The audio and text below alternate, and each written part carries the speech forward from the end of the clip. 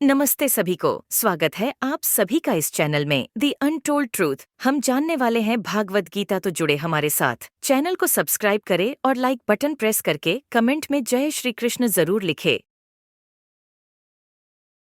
पहले अध्याय में दोनों सेनाओं के महारथियों की तथा अर्जुन का रथ दोनों सेनाओं के बीच खड़ा रखने की बात कही गई। बाद में दोनों सेनाओं में खड़े अपने कुटुंबी और स्वजनों को देखकर शोक और मोह के कारण अर्जुन युद्ध करने से रुक गया और शस्त्र छोड़कर विषाद करने बैठ गया। यह बात कहकर उस अध्याय की समाप्ति की। बाद में भगवान श्री कृष्ण ने उन्हें किस प्रकार फिर से युद्ध के लिए तैयार किया, यह सब बताना आवश्यक होने से संजय अर्जुन की स्थिति का वर्णन करते हुए दूसरा अध्याय प्रारंभ करता है। श्री कृष्ण ने कहा, मेरे प्रिय अर्जुन, इस संकट की घड़ी में तुम्हारे भीतर यह विमोह कैसे उत्पन्न हुआ?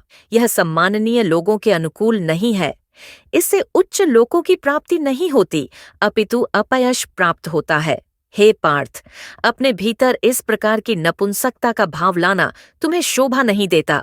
हृदय की तुच्छ दुर्बलता का त्याग करो और युद्ध के लिए तैयार हो जाओ। अर्जुन बोले, मैं रणभूमि में किस प्रकार बाणों से भीष्म पितामह और द्रोणाचार्य के विरुद्ध लड़ूंगा, क्योंकि वे दोनों ही पूजनीय हैं। ऐसे आदरणीय महापुरुष जो मेरे गुरुजन हैं, उनको मारकर सुखपूर्वक जीवन व्यतीत करने की अपेक्षा तो भीख मांगकर इस संसार में जीवन निर्वाह करना अधिक श्रेयस्कर है।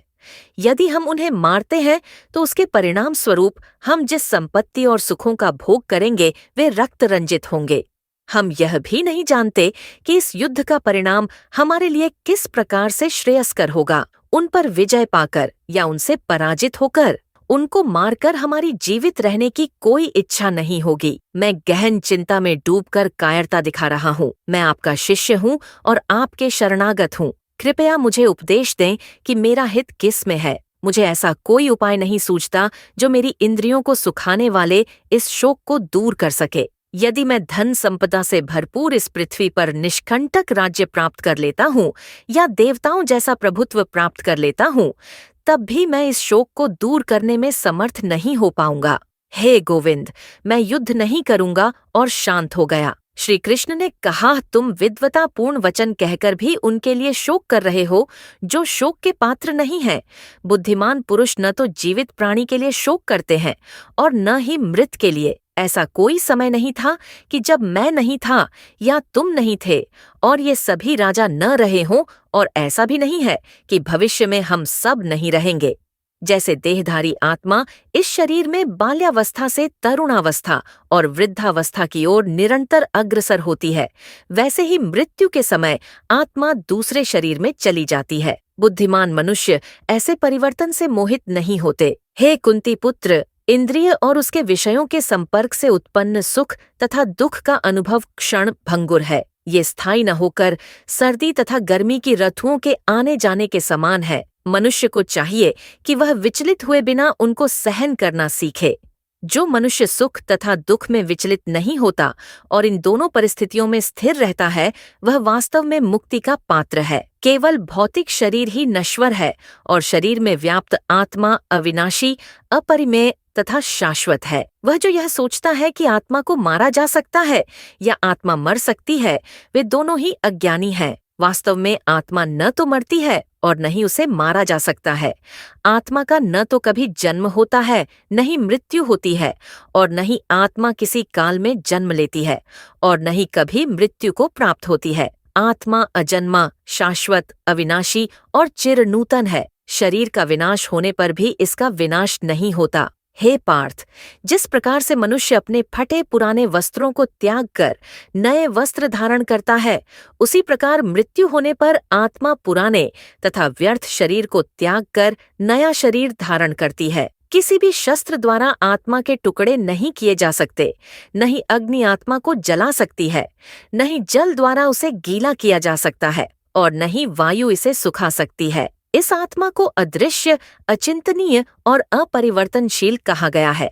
यह जानकर हमें शरीर के लिए शोक प्रकट नहीं करना चाहिए। यदि तुम यह सोचते हो कि आत्मा निरंतर जन्म लेती है और मरती है, तब ऐसी स्थिति में भी तुम्हें इस प्रकार से शोक नहीं करना चाहिए। जो जन्म लेता है उसकी मृत्यु निश्चित है और मृत्यु के पश्चात पुनर्जन्म भी है। तुम्हें अपरिहार्य के लिए शोक नहीं करना चाहिए।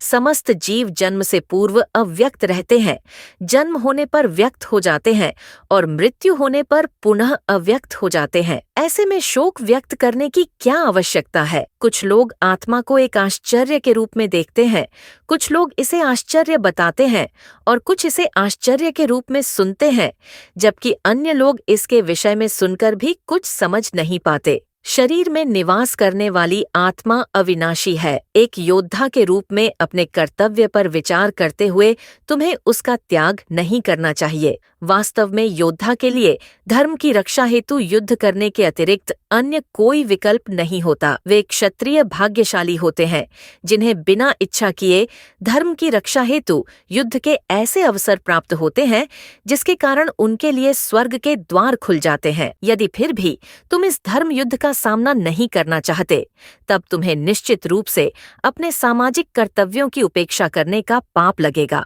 और तुम अपनी प्रतिष्ठा खो दोगे। लोग तुम्हें कायर और भगोड़ा कहेंगे। एक सम्माननीय व्यक्ति के लिए अपयश मृत्यु से बढ़कर है। जिन महान योद्धाओं ने तुम्हारे नाम और यश की सराहना की है, वे सब यह सोचेंगे कि तुम भय के कारण युद्ध भूमि से भाग गए और उनकी दृष्टि में तुम अपना सम्मान गंवा दोगे।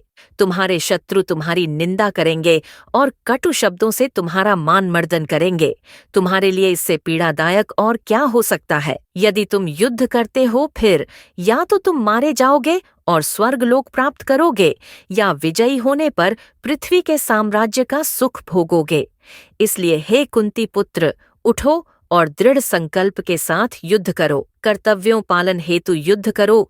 युद्ध से मिलने वाले सुख दुख, लाभ हानि को समान समझो। यदि तुम इस प्रकार अपने दायित्वों का निर्वहन करोगे, तब तुम्हें कोई पाप नहीं लगेगा। अब तक मैंने तुम्हें सांख्य योग या आत्मा की प्रकृति के संबंध में वैश्लेषिक ज्ञान से अवगत कराया है। अब मैं बुद्धि योग या ज्ञान योग प्रकट कर रहा हूँ। हे पार्थ, उसे सुनो। जब तुम ऐसे ज्ञान के साथ कर्म करोगे, तब कर्मों के बंधन से स्वयं को मुक्त कर पाओगे। जो इस मार्ग का अनुसरण करते हैं, उनकी बुद्धि निश्चयात्मक होती है और उनका एकमात्र लक्ष्य होता है। लेकिन जो मनुष्य संकल्पहीन होते हैं, उनकी बुद्धि अनेक शाखाओं में विभक्त रहती है। सांसारिक सुखों में मन की गहन आसक्ति के साथ उनकी बुद्धि वस्तुओं में मोहित रहती है।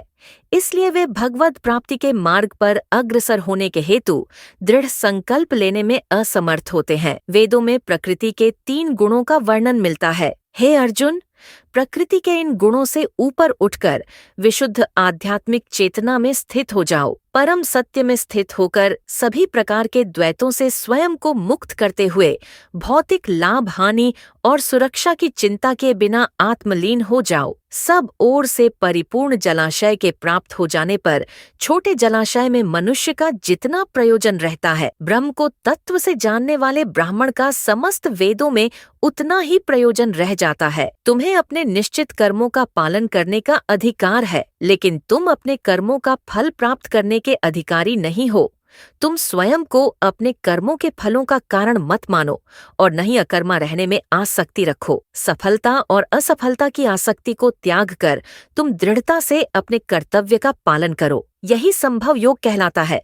हे अर्जुन, जब कोई मनुष्य बिना आसक्ति के कर्मयोग का अभ्यास करता है, तब वह इस जीवन में ही शुभ और अशुभ प्रतिक्रियाओं से छुटकारा पा लेता है। इसलिए योग के लिए प्रयास करना चाहिए, जो कुशलता पूर्वक कर्म करने की कला है। संबुद्धि युक्त आशी मुनि कर्म के फलों की आसक्ति से स्वयं को मुक्त कर लेते हैं, जो मनुष्य को जन्म मृत्यु के चक्र में बांध लेती है। इस चेतना में कर्म करते हुए वे उस अवस्था को प्राप्त कर लेते हैं जो सभी दुखों से परे है। जब तुम्हारी बुद्धि मोह के दलदल को पार करेगी, तब तुम सुने हुए और आगे सुनने में आने वाले इस लोक और परलोक के भोगों सब के प्रति उदासीन हो जाओगे। जब तुम्हारी बुद्धि दिव्य चेतना में स्थिर हो जाए, तब तुम पूर्ण योग की उच्च अवस्था प्राप्त कर लोगे। अर्जुन ने कहा, हे केशव, दिव्य चेतना में लीन मनुष्य के क्या लक्षण हैं? वह सिद्ध पुरुष कैसे बोलता है, कैसे बैठता है और कैसे चलता है? श्री कृष्ण कहते हैं,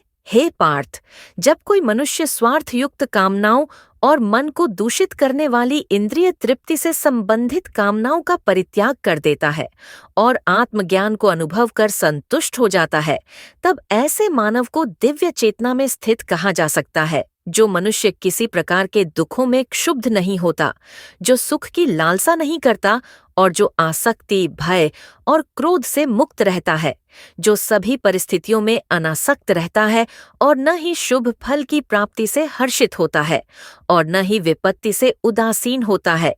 जैसे कछुआ सब ओर से अपने अंगों को समेट लेता है, वैसे ही जब यह पुरुष इंद्रियों के विषयों से इंद्रियों के सब प्रकार से हटा लेता है, तब उसकी बुद्धि स्थिर है। हे कुंती पुत्र, इंद्रियां इतनी प्रबल और अशांत होती है कि वे विवेकशील और आत्मनियंत्रण का अभ्यास करने वाले मनुष्य के मन को भी अपने वश में कर लेती है। वे जो अपनी इंद्रियों को वश में कर लेते हैं और अपने मन को मुझ में स्थिर कर देते हैं, वे दिव्य ज्ञान में स्थित होते हैं। इंद्रियों के विषयों का चिंतन करते हुए मनुष्य उनमें आसक्त हो जाता है और आसक्ति कामना की ओर ले जाती है और कामना से क्रोध उत्पन्न होता है। क्रोध निर्णय लेने की क्षमता को क्षीण करता है, जिसके कारण स्मृति भ्रम हो जाता है। जब स्मृति भ्रमित हो जाती है, तब बुद्धि का नाश हो जाता है और बुद्धि के नष्ट होने से मनुष्य का पतन हो जाता है। लेकिन जो मन को वश में रखता है, जिससे सभी दुखों का अंत हो जाता है, और ऐसे शांत मन वाले मनुष्य की बुद्धि दृढ़ता से भगवान में स्थिर हो जाती है। लेकिन असंयमी व्यक्ति का अपने मन और इंद्रियों पर नियंत्रण नहीं होता। न ही उसकी बुद्धि दृढ़ होती है और न ही उसका मन भगवान के चिंतन में स्थिर हो सकता है, जो अपने मन को भगवान में स्थिर नहीं करता, जिसके बिना शांति संभव नहीं और शांति के बिना कोई कैसे सुखी रह सकता है। जिस प्रकार प्रचंड वायु अपने तीव्र वेग से जल पर तैरती हुई नाव को दूर तक बहाकर ले जाती है, उसी प्रकार से अनियंत्रित इंद्रियों में से कोई एक, जिसमें मन अधिक लिप्त रहता है, बुद्धि का विनाश कर देती है। जिस प्रकार से समुद्र उसमें निरंतर मिलने वाली नदियों के जल के प्रवाह से विक्षुब्ध नहीं होता, उसी प्रकार से ज्ञानी अपने चारों ओर इंद्रियों के विषयों के आवेग के पश्चात भी शांत रहता है। हे पार्थ, ऐसी अवस्था में रहने वाली प्रबुद्ध आत्मा जब ब्रह्म ज्ञान प्राप्त कर लेती है, वह फिर कभी भ्रमित नहीं होती। तब मृत्यु के समय भी इस दिव्य चेतना में स्थित सिद्ध पुरुष जन्म और मृत्यु के बंधन से मुक्त हो जाता है और भगवान के परम धाम में प्रवेश करता है। इस प्रकार उपनिषद, ब्रह्म विद्या तथा योग शास्त्र रूप श्रीमद् भगवद गीता के श्री कृष्ण अर्जुन संवाद में सांख्य योग नामक द्वितीय अध्याय संपूर्ण हुआ।